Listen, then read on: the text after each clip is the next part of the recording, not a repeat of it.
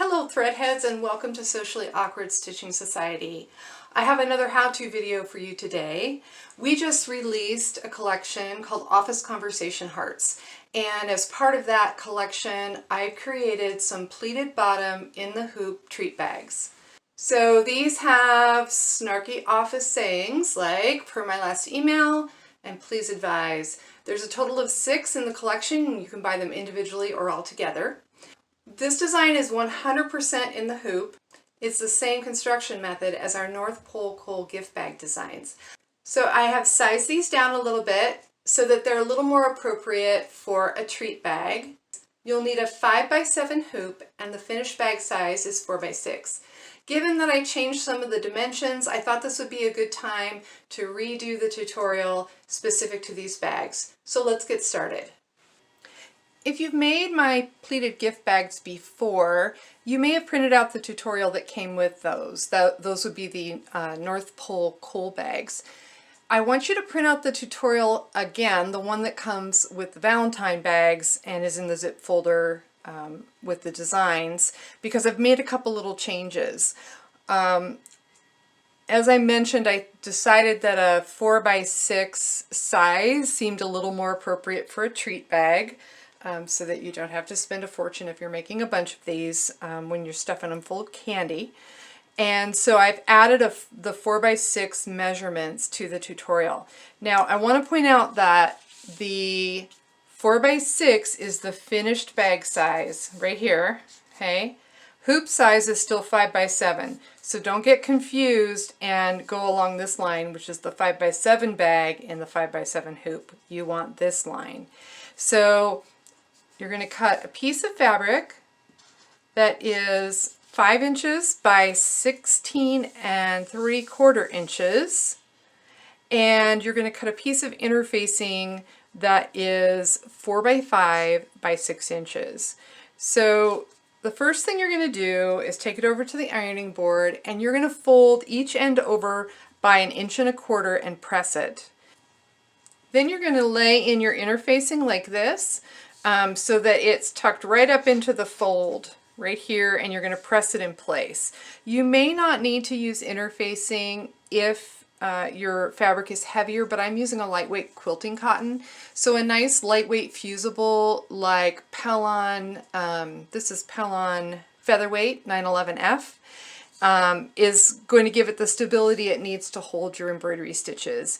Then you're going to press over the other end 1 3/4 inches.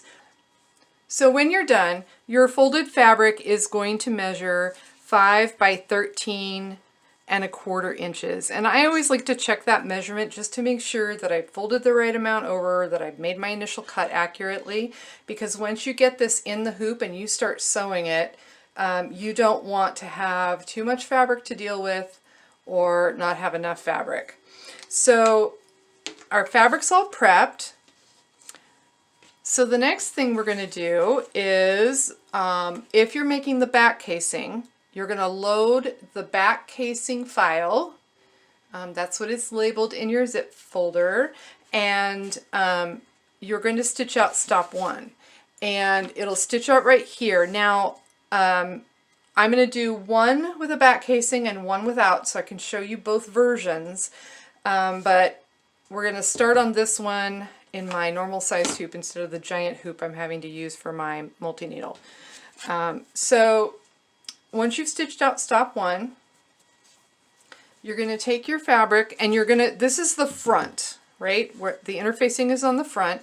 You're going to take the side that doesn't have interfacing and pull my tape over here where I can reach it. You're going to fold this in half to find the center and give it a little finger press, and the line that you create with your finger press is going to line up on this line in the center right here. This makes sure that you don't get your bag too wonky when you do the final construction. This is 100% in the hoop, so we want to make sure that we're lining things up correctly, since it's going to be a little trickier than it would be otherwise to salvage if we get things crooked and off. So I'm going to just lay this in the hoop. Now I'm going to take this over to the machine. I'm going to stitch stop 2 using the color of thread that I want my casing stitching to be. I'm going to use a kind of a bright teal through this whole project so you can see it really well on the black, but you can choose whatever thread colors that you want to use. You can either make them blend or you can make them stand out. So I'm going to go stitch stop 2 of the back casing, and then when I come back, I'll show you how we will get started on the front. Now for the other one, if you're not doing the back casing, you're just going to skip this step. Alright, so I have finished stop 2 of the back casing, and so I'm just going to pop this out of the hoop and I'm going to get rid of this stabilizer because our back is done.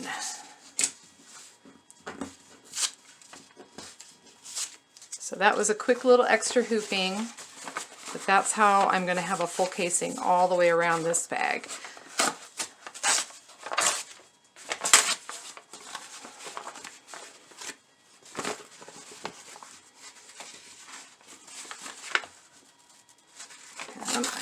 There we go. Okay.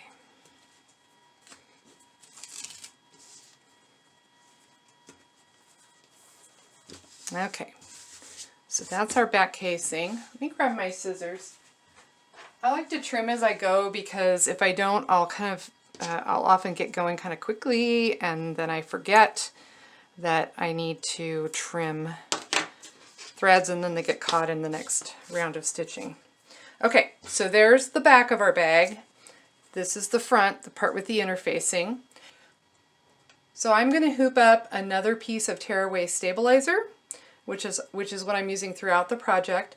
I'm going to load up the bag front design on my machine, and I'm going to stitch the first stop just on the stabilizer. Okay, I have stitched stop 1 of my front. Now remember that if you're doing the bag without the back casing, you pretend that first hooping never happened, okay? Kind of like a first marriage, just forget it ever happened. And so I've stitched our placement stitch here. That's done. Now the next 1, 2, 3, yes, 1, 2, 3 are design. So this is going to be the casing for the front. So you may want your thread to match if you're doing a casing on the back as well. And then these 2 are our design. I'm going to do them all in one color, but these stops give you an opportunity to change the colors if you want. The last 4 stops, so no matter how many stops you have in here, the last 4 stops are the bag construction. So if you have 6 stops here and then 4, you're going to stop after 6. It's one of the reasons I wanted to do this video is because the different Valentine bags have different amounts of stops to create the design, but they all have 4 stops at the end for construction. The color on this, you're going to want to match that to your fabric or your material pretty closely if you can, because these are basically forming seams and you don't want to see that when you turn them. Okay, so the colors in here are just to make your machine stop so that you can do the next construction step. Okay, so that's construction. Well, I wrote that kind of big. Okay, so I'm going to do the same thing I showed you before with the back. I've got my front, which is the interface portion, and I'm going to fold it in half and get myself a crease. And then I'm going to use that, a little bit trickier to get it clear with the interfacing in there. But I'm going to use that. Let me pull this out of frame for a minute. Just make sure I've got it lined up. Bring back my traveling tape dispenser. It seems to wander all over my studio. And I'm going to tape this in place like this. Now, if you're going to be leaving it semi-unattended, which I have been known to do, it doesn't hurt to put a couple little pieces of tape right down here for this next part when you're stitching out the casing steps and the design. That'll just keep it from flopping around, flopping up while you're moving it around under the hoop. Okay, so I'm going to go ahead and I'm going to stitch my casing, stop 2, and in this case I've got 2 stops for my design, and I'm going to stop when I get to the 4th stop before the end. And I'll bring it back over here and I'll show you how we start folding this up. Okay, so I have stitched stops 2, the casing, 3 and 4, the design, and I'm ready to do the construction. Now, I'm going to leave this bright teal in here. This is when you want to change your thread to something that blends with your material, because you're going to start making seams with it. And I would also change out your bobbin to be matching whatever you have on the top. If you know, so in this case, I normally would use black on the bottom and the top. But like I said, I want you to be able to see the stitching, so I'm going to leave it as is. I'm going to go stitch stop 5, and then I'll be back to show you how we start folding this bag to create the pleated bottom. Okie dokie, artichokes. I'm back. I've stitched my first guidelines for folding the bottom. If your machine does not trim your jumps for you, I like to keep trimming as I go because I don't want to have to deal with them afterward once this becomes an actual bag. So I'm going to pull off this tape now. We're well tacked down to the stabilizer. Hello. There we go.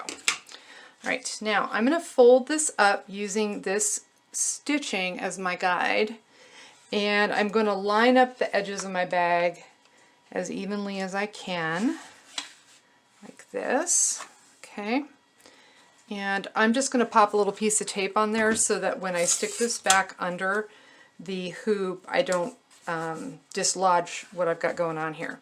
So I'm going to go back to the machine. That was stop 5.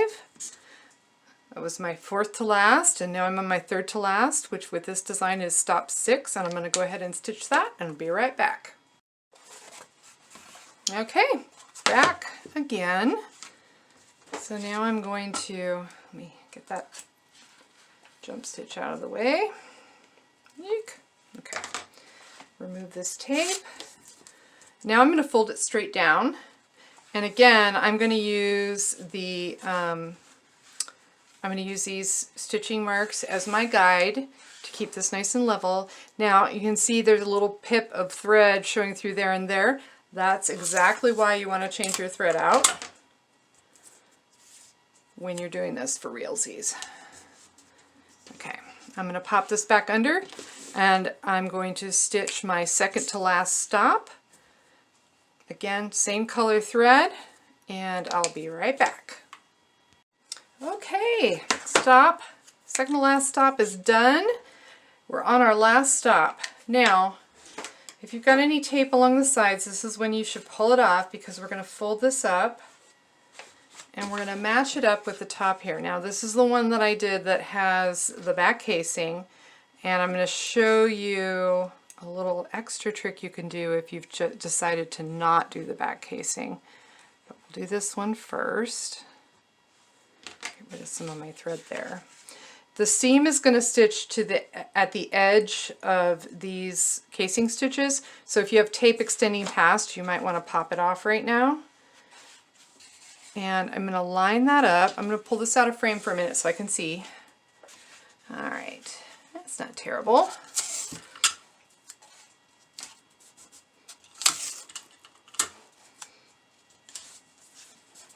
You're going to line it up right at the top here, and you're going to just kind of smooth this down. And if you have any extra fabric, which this one came out pretty close, you can just, it's not going to be, shouldn't be a ton of extra fabric. You can just kind of smooth it down toward the bottom. And then I'm going to just pop a little piece of tape on here to kind of keep everything laying flat. So that's how I've got this one prepared for the last stop. Now let me show you how it's a little bit different with the, sorry, I bumped the camera. It's a little bit different. Look at the giant hoop I'm using. This is for my 7 needle, which I just got, and I don't have a 5x7 hoop. So I have them on order, but for now I have to use Gigantor here when I have to do something bigger than about 5 inches around. Okay, so this is the one that doesn't have the back casing stitched down. So here's what's kind of cool about that. if I come, so I've done the same stitching and folding that I did on the other one, but if I come to this step and I've got either too much or not enough fabric, I can adjust it right here. So I can pull that up nice and snug, and if it doesn't line up perfectly here, which is pretty darn close, yeah, right, I can fold it down a little more if I want. I can also take up the slop at the bottom, it doesn't matter, but if you don't have the back casing, you're going to be able to be a little more precise. So I'm going to stitch the last stop for both of these, and that last stop is going to stitch the side seams, and it's going to jump over a gap here where the casing is, and you'll see why that is in just a moment. Okay, done with our last stop. So I'm going to show you how I unhoop and get rid of this stabilizer, and then I'll show you the two different ways it closes depending on whether you've done the back casing or not. So we're going to pop this out, get that out of the way. Sorry for the background noise. We live in a neighborhood with loud cars and sirens and things like that. Ooh, careful. See, you don't want to try to cut your project up like I attempted there. All right, I'm going to pull all the tape off. Where my trash can went there. All right, so this is going to be similar to how we pulled the stabilizer off of the back casing.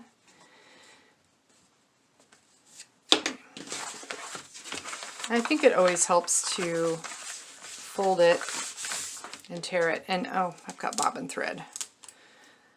I'm using this old baby lock while my Genomi's in the shop, and before it was critical before I got the 7 needle. Sorry, just kicked the camera. And it doesn't cut jumps. It probably should. It's probably a setting somewhere on the machine I haven't found yet. But I've been chugging away here at 350 stitches per minute on that old baby lock until the 7 needle finally arrived. All right, I'm just going to tear this off as best I can. And what you're going to find is you'll have some places where you've got threads tangled up in subsequent seams. You know, placement stitch that then got caught in the seams that you stitched. That's okay. Just get rid of the stabilizer, and anything that's loose away from the seam you can trim. And it won't hurt a thing. So down here, for instance, I've got that thread. You can pull that up as far as it'll come. Sometimes it gets caught in the seam, sometimes it doesn't. Kind of depends on how stable your stitch out is. And since these are just little treat bags, I'm just going to tear away as much as I can without causing issues or too much fuss. All right. Don't have to worry about this being perfectly clean. You're going to fill it with candy anyway. All right. So I'm going to throw these away. And sorry, I keep kicking the camera. We rearranged my room for the big machine, and my body doesn't know where anything is. Okay. So there's that. Okay. All right. So there's the finished bag, and I'm going to trim down the seams. I have to step over here to grab my ruler. If you have a rotary cutter and a quilting ruler, it's one of my favorite ways to trim just about anything that's straight, even if it's like a fob or bookmark or something. I'm going to just cut this seam down to about 1/4 inch. I really need a new rotary cutter blade in there, but another day. And same on this side. And then at this point I'm ready to start threading my ribbon through the casings. But what I'm going to do first is I'm going to pause the camera, and I'm going to get the one that I did on the big machine out of its hoop and get it trimmed up and ready so I can show you the difference between threading with the back casing and threading with only one casing. Okay, I've got these all trimmed up and ready to thread with their ribbons. This is the one without the back casing, without that extra hooping at the beginning. This is the one that has the back casing. So let's do I think we'll do this one first. I think that'll make more sense. So I've cut a length of ribbon and I cut it about 15 inches. You can play with it and see what length you like. Before I start messing with these satins, I like to singe the edge just a little bit so it doesn't unravel. If you barely touch it, it won't change the color, but it'll help melt those fibers and keep them from fraying. So my lighter stolen from my favorite Capricorn, because that would not be me. All right. So there's a couple different things you can use for threading these.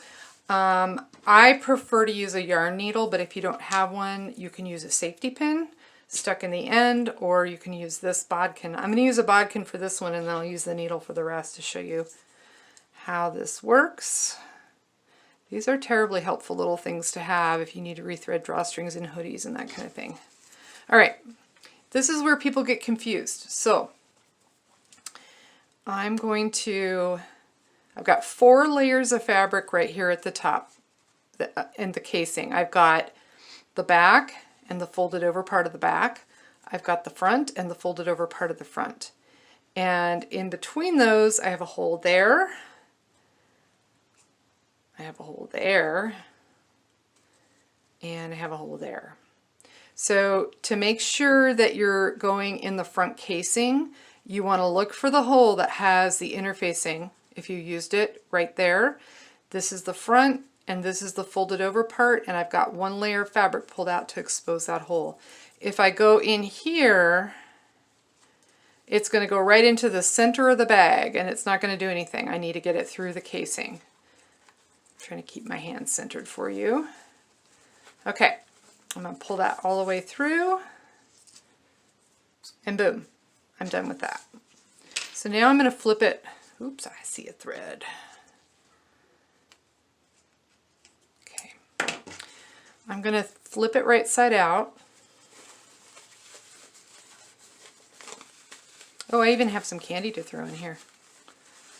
I've been seeing it sitting over there wanting to eat it, and I've been restraining myself. Okay, so I've turned the bag right side out. You can see the pleated bottom has been formed. Now, you can't very well use these in the inside, right? So I'm going to take the ribbon that's coming on this side, and I'm going to take it right back out to the outside of the bag. Let's see if I can make sure that you can see this. I think on the last video I had a little trouble kind of keeping everything under the camera, but I really want to get this right for you. Okay, so I'm going to go back through between the front and the back. So I'm going to look for these folds up at the top, and I'm going to trace down until I find the hole, and if I do it right, I should be coming out to the outside of the bag. And I want to do that with the ribbon that is coming out this side of the casing, so I'm not crossing over inside. So I'm going to flip it around. I'm going to do the same thing here. Okay. We're going to do something similar with the double casing bag, but we're going to do it a little differently. Okay, so I did the same thing. I found the seam, and I went down the seam until I get to the hole that goes to the outside, and then I pull this through. Okay, now I know you're probably wondering how in the world I'm going to tie that. We'll get to that. Let's see what happens here with the double casing. So there's a couple of ways to do this. I'm going to start... I'm going to do 2, you can do 1 ribbon or 2 ribbon. I'm going to show you how 1 ribbon would work, and then I'll add the second, because I like it better with the double ribbons. And I need my scissors, because this didn't get cut very nicely. Again, about 15 inches is what I'm using. You can use more or less as you please. Singe. singe.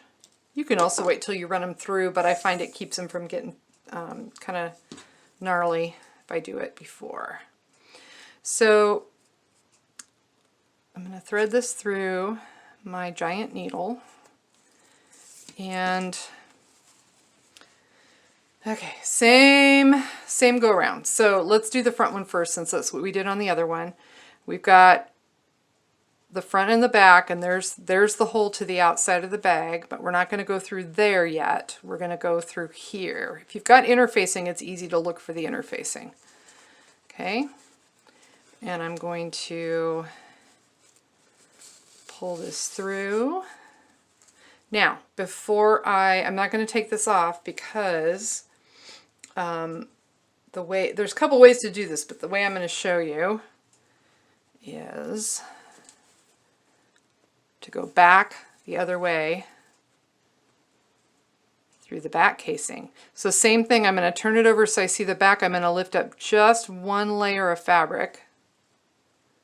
If I go to the hole where there's two layers, in between the two layers, I'm going to come out in the wrong spot and not in the casing.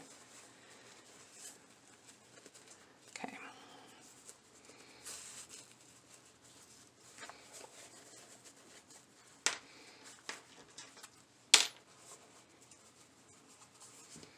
I'm just going to try to,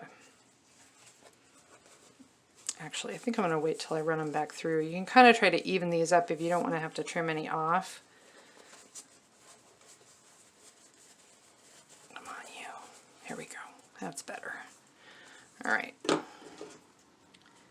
lots of little threads coming off here. Okay. So now, so that I have, so if I was to use this as a drawstring, I just have one and I pull one side and it would close to one side. But I want drawstrings on both sides, like a Crown Royal bag.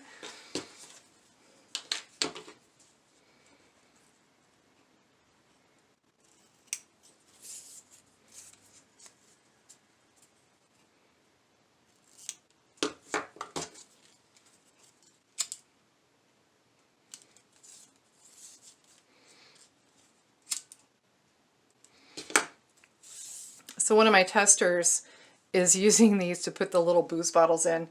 Since I didn't get a Valentine little bitty booze holder done, she decided she was going to use these bags for booze holders. Speaking of which, pardon me while I take a little refreshment. It's after work, I've earned it. After the day job, which has been brutal this week. Okay. So now this is going to seem a little counterintuitive at first, but you're going to come in, you're going to follow this same thread path right through the back casing, not through the middle. And I want my tails to end up on the opposite side. So I'm going to go this way. And then I'm going to, oops, that's probably too much. Then I'm going to flip it over. You see why the needle is so nice, because you can move it up and down on the ribbon as you need to. I just find it easier. So if you have any, yarn needles, I think they're the best. My opinion. All right. Dun, dun, dun, dun. Almost. Almost.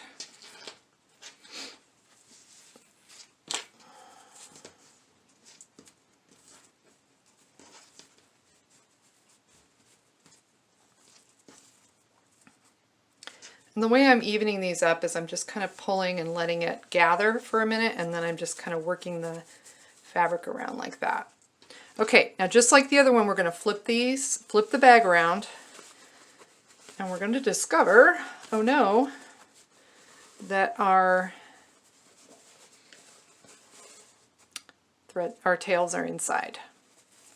So I'm going to pull them to the outside just like I did over here.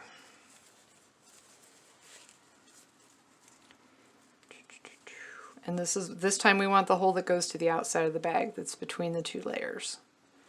Come on, not there. A little hard to see the black. There we go. Okay, 1.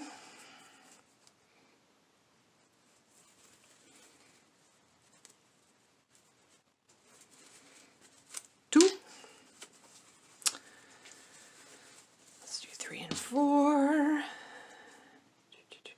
think you can probably try to thread them through at the same time, but I think you end up with less of a tangle if you just do one at a time. Because we're almost done. Come on. There we go. Maybe. There. And this one.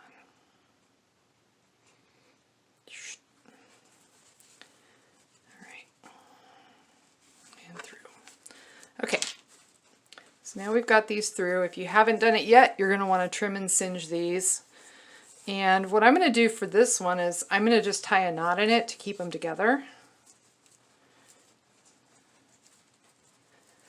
You could also run them straight through the casing and then just, you know, snug them and tie them on each end, but I kind of like this look here. Where's the other tail? There it is. Okay. I keep them a little on the shortish side because once you pull it snug, you'll have a whole lot of ribbon hanging out. And if it's long to begin with, it might kind of be overwhelming amount of ribbon. Okay. There we go.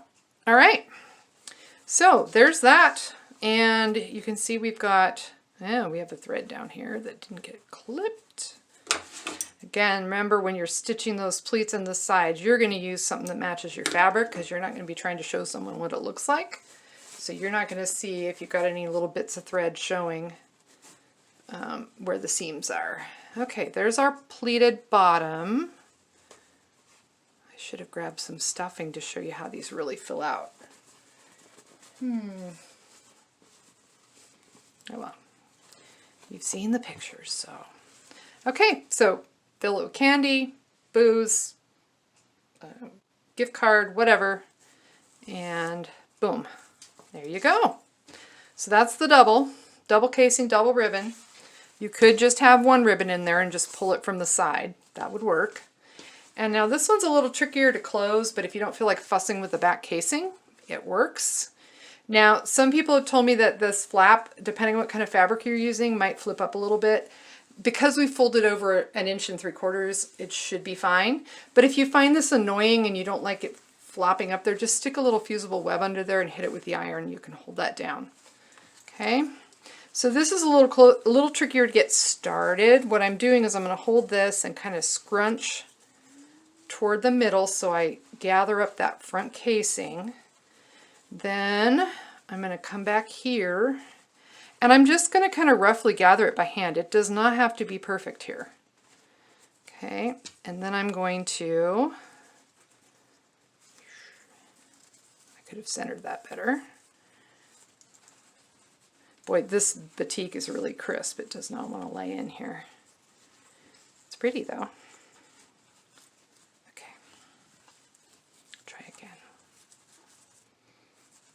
An extra set of hands when you're doing this one does not hurt. All right, there. Then you can kind of come and finagle it around. Okay. And what you can do with this one is you can either just tie it in the back or you can wrap it around the front and tie it in the front or on the side or wherever you want to. That casing just kind of helps hold the ribbon in place so that you can tie it. And I really should have centered that better. But it's good enough for 6:30 on a Wednesday night. Come on, you. Okay, so there you have it.